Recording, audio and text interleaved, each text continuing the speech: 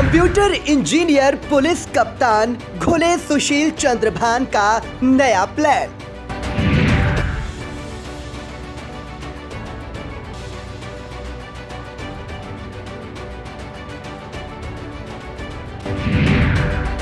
दंपति के दरकते रिश्तों को जोड़ रही सीतापुर पुलिस।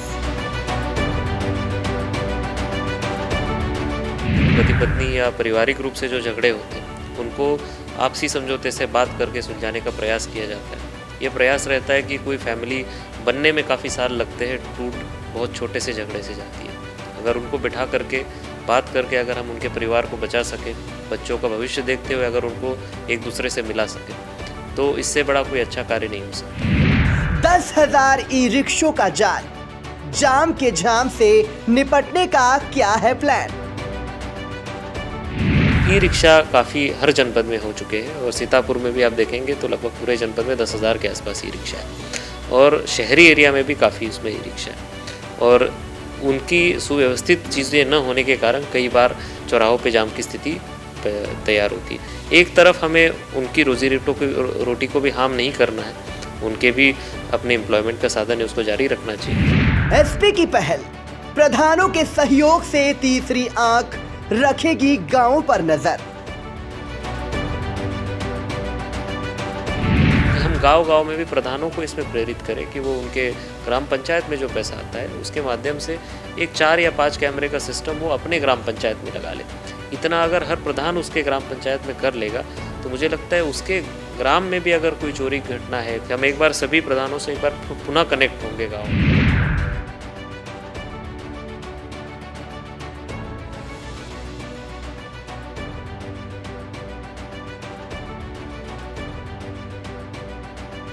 बच्चन का भविष्य बनावत, साल में एक दिन न पढ़ावत, पैसा लेके नकल करावत, गुरुवाज के बंटाधारी, हाय समय तेरी बलिहारी। देश का लूटो बारी बारी, जियो बहादुर खद्दरधारी।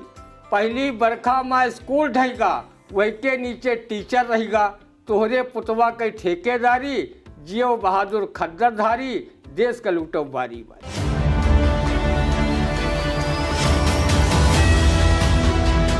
नमस्कार, स्वागत है आप सभी का आई इंडिया के खास कार्यक्रम रंदा में। खबरों पर रंदा चलाने के लिए आई इंडिया के स्टूडियो में हमारे खास मेहमान वरिष्ठ पत्रकार, कवि एवं रंगकर्मी ज्ञान प्रकाश सिंह प्रतीक जी मौजूद है। तो प्रतीक जी, आपका बहुत बहुत स्वागत है।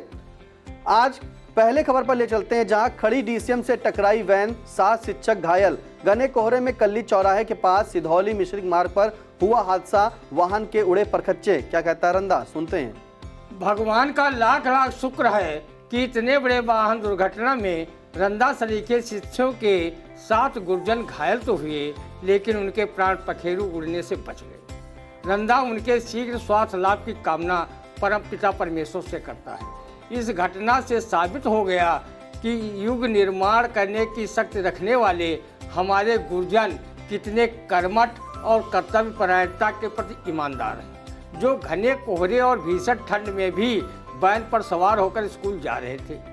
भले ही उनके स्कूलों में बच्चे ही भीषण ठंड के चलते ना आए हों, रंदा ने देखा है कि जो बच्चे अच्छे मौसम में स्कूल जाने व पढ़ाई से जी चुराने में आगे रहते हैं, वही भीषण बरसात तथा भीषण ठंड कोहरा में स्कूल जाने के लिए अपने अभिभावकों से मचलने लगते हैं। जबकि अभिभावक ठंड कोहरा बरसात में स्कूल जाने से रोकते हैं कि कहीं तबीयत खराब हो गई तो लेने के देने मुझे पड़ जाएंगे। वैसे शिक्षकों पर भार ज़्यादा है, वो बच्चों को पढ़ाएं या एमडीएम बनवाएं या फिर चुनावी कार्यों को संपन्न कराएं या फिर अपने वेतन भत्ता को लेकर धरना प्रदर्शन करें। जब से कल्ली चौराहे के निकट 7 शिक्षक मार्ग दुर्घटना में घायल हुए हैं, तब से रंदा महफूज रहमानी की इस शेर को ज़्यादा तवज्जो नहीं देता है, जिसमें उन्होंने कहा है कि आज के शिक्षक सही ढंग से बच्चों को नहीं पढ़ाते हैं। बच्चन का भविष्य बनावत, साल में एक दिन न पढ़ावत, पैसा लेके नकल करावत, गुरुवाज के बंटाधारी, हाय समय तेरी बलिहारी। रंदा भी उनके पढ़ाई लिखाई की ज़्यादा गारंटी नहीं देता, लेकिन वो ठंड कोहरे में भी स्कूल आते हैं, बच्चों को एमडीएम खिलवाते हैं। इसलिए रंदा उनके आगमन को शुभ सूचक मानता है। रंदा ने जब से परिषदीय विद्यालयों की रिपोर्टिंग आई इंडिया पर देखी है और उस पॉजिटिव रिपोर्टिंग दर्शकों को दिखाने में आई इंडिया के भूपेंद्र दीक्षित तथा head cameraman Hasan Goga ने अपनी महती भूमिका निभाई है, तब से रंदा परिषदीय विद्यालयों की शिक्षा व्यवस्था पर कोई नकारात्मक टिप्पणी नहीं करता है।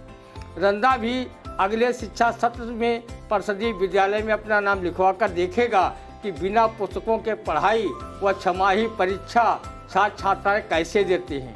रंदा शिक्षकों को युग निर्माता मानकर उनका बेहद सम्मान कबीरदास के दोहे से करता है। गुरु गोविंद दो खड़े काके लागू पाए और बलिहारी गुरु आपने जो गोविंद यो बताए।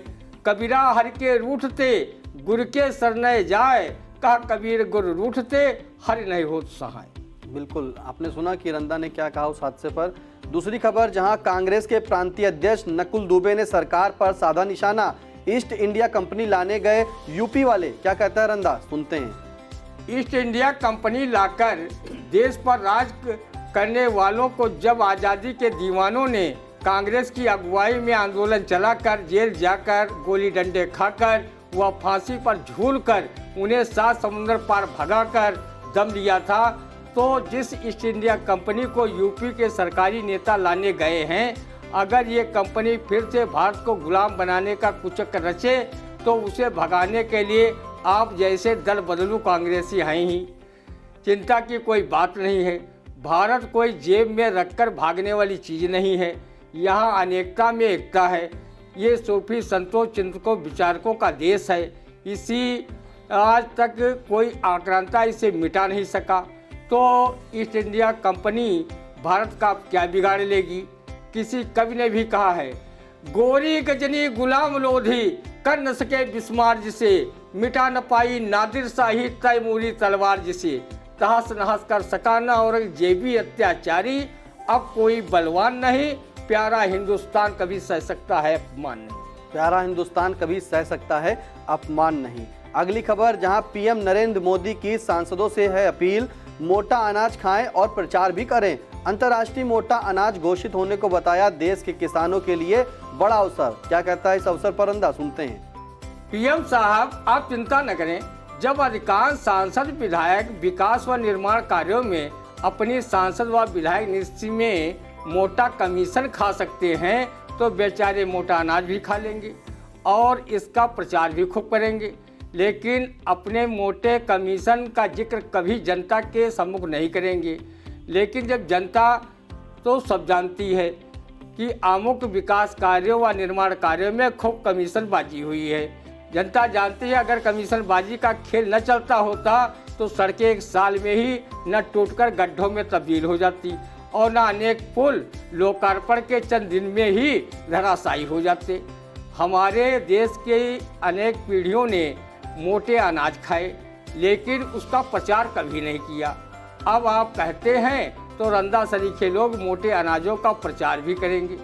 रंदा मोटे अनाज को अंतर्राष्ट्रीय मोटा अनाज घोषित होने पर बाजरा, ज्वार, मक्का, चना, मड़वा, सावा, कोदो जैसे अनाजों को बधाई देता है कि वो दुनिया भर के भुक्खड़ों के पेट भरकर उनकी क्षुधा को शांत करें।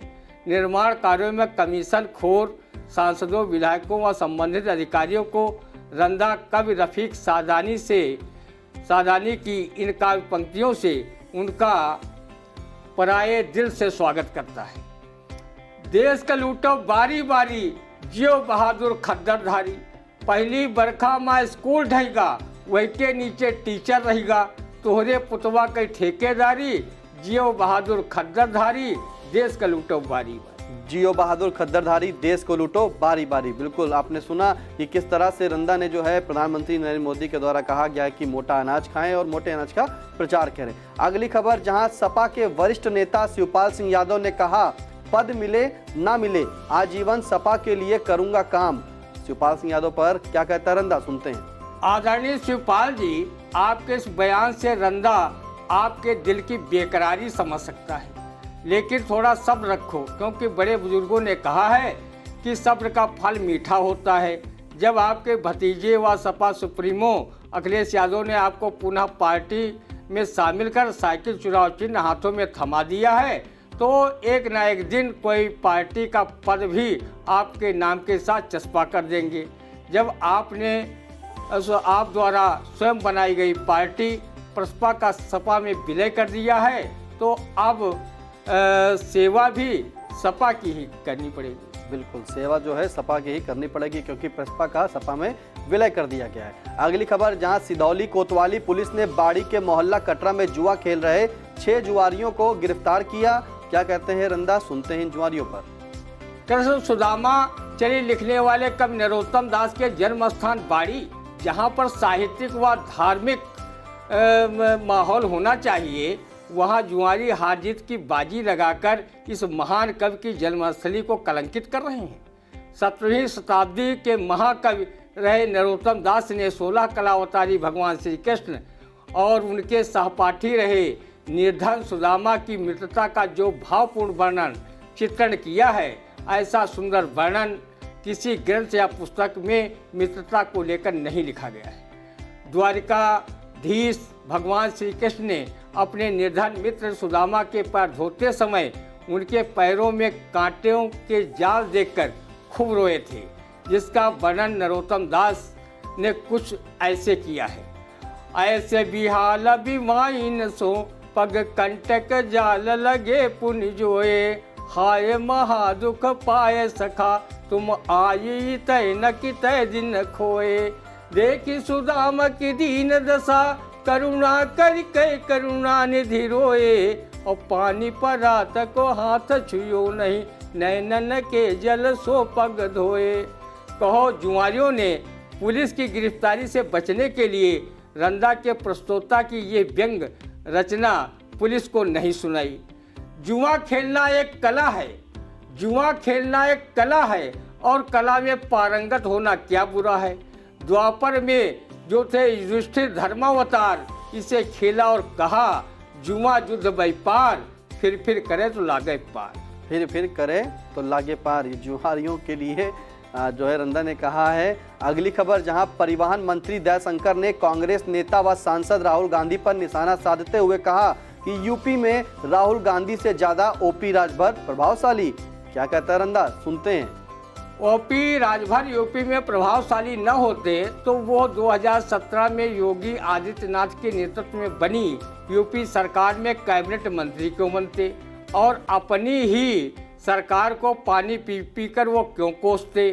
वो जितनी भी शिष्ट भाषा में गालियां दे सकते थे, भाजपा सरकार को एक सहयोगी दल के मंत्री होने के नाते दिया था और भाजपा उसे भागवत कथा की तरह सुनती रही और स्वयं सरकार छोड़कर ओपी राजभर निकलकर जातिवादी राजनीति करने लगे। अगर ओपी राजभर प्रभावशाली न होते तो मुख्य विपक्षी दल सपा के मुखिया अखिलेश यादव उनकी पार्टी राजा सुहेलदेव समाज पार्टी से सपा का गठबंधन क्यों करते। विधानसभा चुनाव के बाद ओम प्रकाश राजभर भाजपा को खुश करने के लिए न सिर्फ सपा से गठबंधन तोड़ा बल्कि अखिलेश यादव पर तमाम आरोप लगाते हुए किनारे हो गए।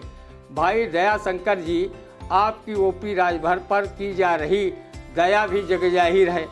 आपकी जगह किसी ऐरे गैरे ने यह बयान दिया होता तो रंदा सिर्फ ये कहावत कहने पर मजबूर होता कि नोखे कहें झरोखे परखें। कांग्रेस सांसद राहुल गांधी व ओपी राजभर की तुलना उसी तरह नहीं की जा सकती जैसे कलाकंद और जिमीकंद की तुलना आपस में नहीं की जाती। कहाँ राहुल एक राष्ट्रीय पार्टी के नेता हैं जिनकी पार्टी का इतिहास 138 वर्ष से भी अधिक पुराना है। कहाँ ओपी राजभर की क्षेत्रीय पार्टी जिसका जनाधार व संगठन पूरी उत्तर प्रदेश में भी नहीं है। आपके ऐसे बयानों से सत्ता के अहंकार की बू आ रही है। जब कभी भाजपा के विधायक व सांसद पूरे देश प्रदेश में उंगली पर गिनने लायक नहीं होते थे और अधिकांश राज्यों में कांग्रेस की सत्ता हुआ करती थी। कांग्रेस ने ही अपने गलत नीतियों की वजह से तुम्हें पनपने व आगे बढ़ने तथा सत्ता सुख लूटने का मौका दिया। अभी हिमाचल प्रदेश में कांग्रेस से, एमसीडी में आप पार्टी से तथा मैनपुरी लोकसभा सीट सपा से व खतौली विधानसभा सीट रालोद गठबंधन से हारे हो। कहीं आप लोगों का ये अहंकार नगर निकाय चुनाव में भाजपा की लुटिया न डुबो दे। आप अनर्गल बातों को छोड़ अपना परिवहन विभाग देखो और वहाँ की समस्याएं हैं उन्हें सुलझाओ और जनता को अच्छी परिवहन सेवा उपलब्ध कराओ। आपकी जय जयकार यात्रियों के साथ रंदा भी करेगा। तो परिवहन मंत्री दयाशंकर जी को जो है किस तरह से रंदा ने बताया कि वो जो ध्यान दें वो अपने परिवहन सेवा जो है उस पर ध्यान दें और परिवहन सेवा को उपलब्ध जो है अच्छी सेवा कराएं, जिससे कि रंदा के साथ वो जो कार यात्री हैं सभी लोग जो है आपकी जय जयकार करें। अगली खबर, जहां भारत जोड़ो यात्रा को लेकर सरकार व कांग्रेस फिर हुई आमने सामने। केंद्रीय स्वास्थ्य मंत्री मनसुख मांडविया ने राहुल गांधी से कहा कि कोरोना नियम माने नहीं तो रोक दे यात्रा। क्या कहता है रंदा, सुनते हैं इस यात्रा पर। लगता है कि राहुल गांधी की भारत जोड़ो यात्रा सफलता के सोपान पर चढ़ने लगी है, इसलिए उनकी यात्रा को कोरोना की आड़ लेकर रोके जाने का प्रयास हो रहा है। ऐसा रंदा नहीं बल्कि कांग्रेस के वरिष्ठ नेता व राजस्थान के सीएम अशोक गहलोत, सांसद अधीर रंजन चौधरी सहित तमाम नेता कह रहे हैं। अगर कोरोना को लेकर कोई प्रोटोकॉल है तो उसे हर एक को मानना चाहिए, वो कांग्रेस हो या भाजपा को, क्योंकि कोई भी महामारी जात धर्म दल अमीर गरीब पूछकर नहीं सताती है, बल्कि उसकी चपेट में जो कोई भी आता है उसकी जान खतरे में पड़ जाती है। रंदा की केंद्रीय स्वास्थ्य मंत्री मनसुख मांडविया को नेक सलाह है कि वो कोरोना से बचाव हेतु जो भी प्रोटोकॉल जारी करे वो कांग्रेस जैसी विपक्षी पार्टियों के कार्यक्रमों तक ही न सीमित रहे। वो अपनी पार्टी भाजपा को भी कोरोना प्रोटोकॉल का ज्ञान दें, जो अभी चंद सप्ताह पूर्व गुजरात व हिमाचल प्रदेश में बड़ी बड़ी चुनावी रैलियां कर रहे थे। पूरे देश के नेता कार्यकर्ता वहां चुनाव प्रचार में गए थे। पिछली बार जब पूरे देश में कोरोना की भीषण लहर चल रही थी उस समय भाजपा के सबसे बड़े नेता पश्चिम बंगाल की चुनावी रैलियों में दीदी वो दीदी का तंज कसकर वोट मांग रहे थे। बिहार विधानसभा का चुनाव भी कोरोना काल में संपन्न हुआ था। रंदा जानना चाहता है कि कोरोना भाजपा की बड़ी बड़ी चुनावी रैलियों को देखकर क्या डर जाता है और वो किसी को संक्रमित नहीं करता है, लेकिन जब विपक्षी दल छोटे मोटे कार्यक्रम करते हैं तो कोरोना पूरे देश को संक्रमित करने पता नहीं कहां से आ जाता है। हमारे देश में टीकाकरण जनसंख्या से भी ज़्यादा लोगों का हो चुका है, फिर भी कोरोना का भय सता रहा है। रंदा ने जो कोरोना के टीके लगवाए थे और बूस्टर डोज भी लिया था, क्या वो सिर्फ रस्म अदायगी भर थे या उनके असर से ही अभी तक रंदा कोरोना की चपेट में आने से बचा हुआ है। कांग्रेस के वरिष्ठ नेता व सांसद अधीर रंजन चौधरी ने कहा है कि कोरोना प्रोटोकॉल सिर्फ कांग्रेस तक ही क्यों है, मोदी की रैलियों में ये प्रोटोकॉल क्या माना गया है। कोई कोरोना प्रोटोकॉल माने या ना माने, रंदा उसे मानने के लिए तैयार है, क्योंकि कहा गया है कि जान है तो जहान है। बिल्कुल सही कहा रंदा ने कि जिस तरह से जो है भारत जोड़ो यात्रा चल रही है और जो स्वास्थ्य मंत्री हैं मनसुख मांडविया, उन्होंने कहा है कि राहुल गांधी को यात्रा रोक देना चाहिए क्योंकि कोरोना की लहर वापस आ रही है। फिलहाल अगली खबर, नियम विरुद्ध लगी होर्डिंगें बिगाड़ रही सीतापुर शहर की सूरत। अनुमति लिए बगैर जहां तहां लगा दिए जाते हैं पोस्टर और बैनर। क्या कहता है रंदा, सुनते हैं। हमारा प्यारा सीतापुर शहर वैसे ही सिंगापुर से ज़्यादा सुंदर है। रंदा जब उसे देखता है तो अपने आप में बड़ा गर्व महसूस करता है। उसे लगता है कि हमारा प्यारा सीतापुर अभी अभी ब्यूटी पार्लर से होकर आया है। इस शहर के नाले हमेशा भरे पूरे रहते हैं, उनकी सुगंध से रंदा हमेशा सुवासित रहता है। बड़े बड़े कूड़े कचरे के ढेर उसे हिमालयी प्रदेशों की चोटियों का एहसास कराते हैं। यहाँ की बहुत सी व्यावसायिक इमारतें जब नियमानुसार नहीं बनी और जिम्मेदार नगरपालिका के अधिकारी उन पर कार्रवाई नहीं कर पाए तो नियम विरुद्ध होर्डिंगों पर वो कार्रवाई क्या कर पाएंगे। इन होर्डिंगों में मौजूदा नपाप अध्यक्ष की फ़ोटो देखकर अनेक होर्डिंग्स लगी हैं। क्या नपाप कर्मचारी इनको उतारने की हिम्मत जुटा पाएंगे। नपाप चुनाव निकट देख अध्यक्षी व सभासद पद का चुनाव लड़ने की मंशा पाले संभावित उम्मीदवारों में बढ़ चढ़ कर होर्डिंग लगवा दिए गए हैं। होर्डिंग लगाने से शहर की सूरत बिगड़ती हो या बनती हुई से रंदा का कोई लेना देना नहीं। उसे लेना देना इस बात से है कि जो होर्डिंग्स में नपाप के संभावित प्रत्याशियों ने रंदासरी के मतदाताओं को बधाई दी है। रंदा उसे ही 5 साल के लिए संग्रह कर रहा है कि चुनाव बाद तो कोई बधाई देगा नहीं।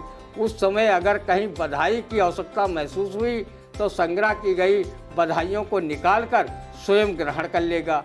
होर्डिंग्स में संभावित प्रत्याशियों की रूखी सूखी बधाइयाँ हैं, इसलिए उन्हें स्टोर कर लेने में वो खराब भी नहीं होंगी। जब तक चुनाव की अधिसूचना जारी होकर प्रभावी नहीं होती तब तक रंदा होर्डिंग्स की बधाइयों से काम चला लेगा और मन को संतोष कर लेगा। जिन प्रत्याशियों का नामांकन कार्य पूरा हो जाएगा उस दिन रंदा जैसे मतदाताओं के मैले कुचैले गंदे पैर को छूने में भी प्रत्याशी परहेज नहीं करेंगे, क्योंकि वोट का सवाल है। वो प्रत्याशी भी रंदा जैसे ऐरे गहरे मतदाताओं की चरण वंदना व प्रणाम करेंगे, जिन्होंने कभी अपने माता पिता गुरुजनों के पैर नहीं छुए हैं। इस चुनाव में वो महिलाएं भी चुनावी मैदान में उतर रही हैं, जिन्होंने कभी ना तो सामाजिक ना तो राजनीतिक सेवा में ही रही हैं। उनकी पहचान सिर्फ उनके पति या ससुर बने हुए हैं। रही बात होर्डिंग्स उतरने की, जिस दिन चुनाव आयोग निकाय कार्यक्रमों की घोषणा करेगा उसके 2 घंटे के भीतर नगरपालिका कर्मी होर्डिंग्स को उखाड़कर कबाड़ का हिस्सा बना दें। बिल्कुल सही कहा आपने कि बेतरतीब लगी होर्डिंग्स जो हैं बयां कर रही कि हमारा सीतापुर वाकई सिंगापुर बन गया है। अगली खबर, जहां नैमिषारण्य में आयोजित संत महात्माओं की बैठक में सड़दर्शन विश्व अखाड़ा के प्रदेश प्रवक्ता पवन पांडे महाराज ने कहा कि संत महात्माओं को मिले सम्मान। क्या कहता है रंदा, सुनते हैं इस सम्मान पर। परम सम्मानीय पवन पांडे महाराज जी, अगर भाजपा सरकार में भी साधु महात्माओं को सम्मान नहीं मिल रहा है तो फिर किससे पाने की उम्मीद लगाए बैठे हैं। रंदा जब किसी भिखारी को भी भगवा वस्त्रों व साधु वेश में देखता है तो उसके सम्मान में साष्टांग प्रणाम उसके पैरों पर लेट कर करने लगता है। वो ना जाने किस भेष में बाबा मिल जाए भगवान रे के भजन को याद कर साधु संतों के सम्मान में अपने पलक पावड़े बिछाए रहता है। रंदा साधु संतों का इतना सम्मान करता है कि उसे जब कभी संत आसाराम बापू, गुरमीत राम रहीम, नारायण साईं, रावण का सीता माँ का हरण समय का साधु वेश तथा कपटी कालनेम का चित्र दिखाई दे जाता है तो उसके साधु संत वेश का भी रंदा सम्मान करके प्रणाम करने लगता है। तो आप समझ सकते हैं रंदा साधु संतों का कितना सम्मान करता है। आदरणीय पवन पांडे महाराज जी असली साधु संत युगों युगों से समाज सुधारक व मार्गदर्शक रहे हैं। वो अपने व्यक्तित्व, कृतित्व, आध्यात्मिक ज्ञान व दर्शन से पूरे देश समाज में सम्मानीय रहे हैं। सम्मान किसी से याचना करके प्राप्त नहीं किया जा सकता। अगर पवन पांडे महाराज जी आपकी अपील पर संत महात्माओं को सम्मान मिलने लगे तो रंदा को भी सूचित कर देना। वो भी काफ़ी सम्मान का भूखा है और सम्मान प्राप्त के लिए दरिद्र नारायण की तरह विचरण किया करता है। जिस दिन आप कहोगे कि अब साधु संतों को खूब सम्मान मिलने लगा है, रंदा भी हाथ में सोंटा तथा कमर में बांधकर लंगोटा साधु बन जाएगा और प्रभु हरि के चरण की प्राप्ति हेतु दिन रात श्रीमन्नारायण नारायण का जाप करेगा तथा अपने ज्ञात अज्ञात पाप भी धुल लेगा। पवन पांडे महाराज जी गुरु वशिष्ठ, विश्वामित्र, संदीपन, अत्रि, अगस्त, व्यास, वेद व्यास, संत कबीर, तुलसीदास, सूरदास, स्वामी रामकृष्ण परमहंस, स्वामी विवेकानंद, गुरु नानक, समर्थ गुरु रामदास, चैतन्य महाप्रभु जैसे हजारों ऋषि, मुनि, संत, मनीषी किसी से सम्मान मांगने नहीं गए थे, बल्कि उन्होंने देश व समाज सुधार हेतु जो साधना की उससे देशवासी उनके व्यक्तित्व व कृतित्व का सम्मान पीढ़ी दर पीढ़ी करते आ रहे हैं और आगे भी करेंगे। सम्मान अगर मांगने से मिलता होता तो रंदा कब का सम्मान मांगकर अपने को सम्मानित साधु संत कहलाता घूम रहा होता। बिल्कुल सही कहा आपने कि सम्मान मांगने से नहीं, काम से मिलता है। काम अच्छा होगा तो आपका सम्मान अपने आप बढ़ जाएगा। अगली खबर, जहां ट्विटर के मालिक एलन मस्क ने कहा कि जैसे ही उन्हें अपने पद के लिए कोई पर्याप्त मूर्ख व्यक्ति मिल जाएंगे वह सोशल मीडिया कंपनी के सीईओ से पद से इस्तीफा दे देंगे। क्या कहते हैं एलन मस्क पर, रंदा सुनते हैं। एलन मस्क जी, अब आप ट्विटर के सीईओ पद से इस्तीफा दे ही दीजिए, क्योंकि अब आपको कहीं भी लालटेन लेकर पर्याप्त मूर्ख अपने पद के लिए ढूंढने की आवश्यकता नहीं है, क्योंकि रंदा अपने आप को हमेशा पर्याप्त मूर्ख समझता रहा है। उसे ही सीईओ पद के लिए बुला ले। रंदा अगर पर्याप्त मूर्ख नहीं होता तो वो स्वार्थ भरे अर्थ युग में भी सत्य की चाशनी में सनी खरी खरी बातें अपने रंदा कार्यक्रम में क्यों सुनाता रहता। वो भी गोदी मीडिया की भांत मंत्री की तूती से लेकर उनकी जूती तक का गुणगान कर अपने अर्थपूर्ति का साधन बनाता। रंदा अगर पर्याप्त महामूर्ख न होता तो ये जानने के बाद भी सत्य बोलने पर परहेज नहीं कर रहा है कि जिस देश में सत्यवादी राजा हरिश्चंद्र को सत्य की परीक्षा देने के लिए काशी में श्मशान घाट की रखवाली हेतु बिकना पड़ा। राजा युधिष्ठिर को हिमालय में गलने जाने हेतु जाना पड़ा। सत्यवादी महात्मा गांधी को गोली मारकर उनके शरीर से पवित्र आत्मा को अलग किया गया। सत्य के लिए दार्शनिक सुकरात को विष का प्याला पीना पड़ा तथा प्रभु ईसा मसीह को क्रूस पर लटकाया गया। हजरत मोहम्मद साहब पर एक बुढ़िया द्वारा कूड़ा तक फेंका गया। ये सब जानते हुए भी रंदा हमेशा सच की जुगाली किया करता है।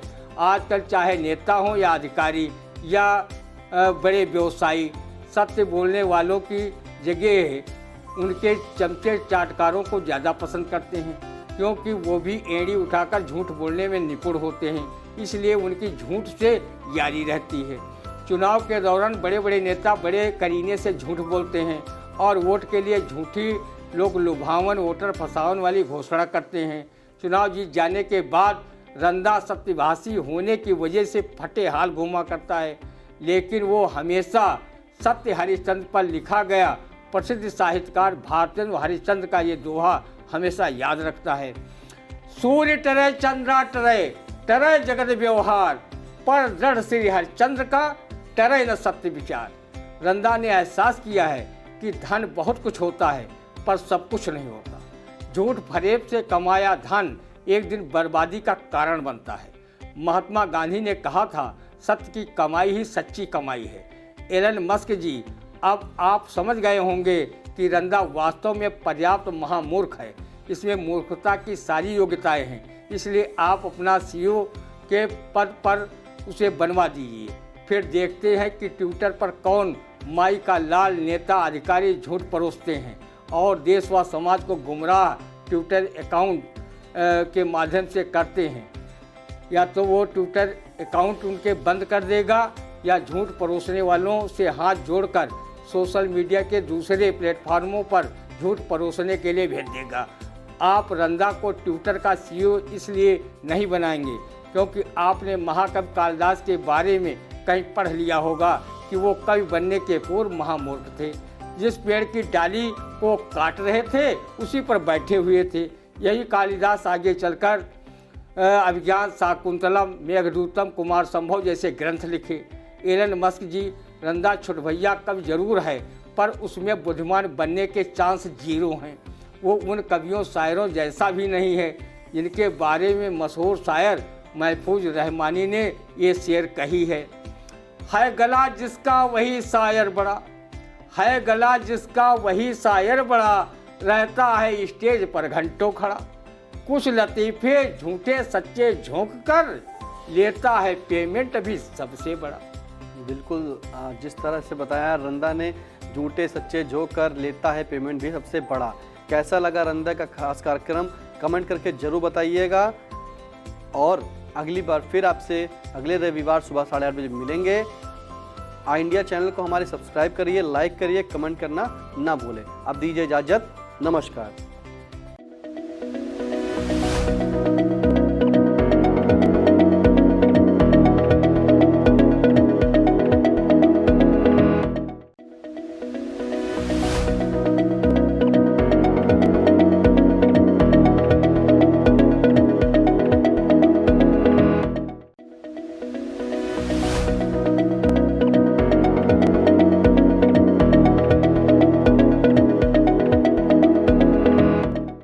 चुनावी सफर में हिचकोले खा रही निकाय की नैया।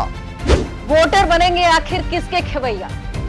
बच चुका है चुनाव का बिगुल, तय हो चुकी है उम्मीदवारों की दावेदारी। लाखों की आवाम चुनेगी शहर की सरकार, किसके सिर सजेगा जीत का ताज। खूब हो रहे चुनावी वादे, नेताजी जा रहे वोटरों के द्वारे। 6 नगर पालिका 5 नगर पंचायतों का होगा फैसला। चेयरमैन पार्षदों की तय होगी तकदीर। निकाय चुनाव का महा कवरेज लेकर आ रहा है आई इंडिया। निकाय की नैया में देखे वोटरों की पसंद। शहर की सरकार में जानेंगे निकायों का हाल। वार्डों से लेकर निकायों तक होगा सबसे सटीक विश्लेषण। तो हर रोज देखते रहिए सबसे भरोसेमंद न्यूज चैनल आई इंडिया।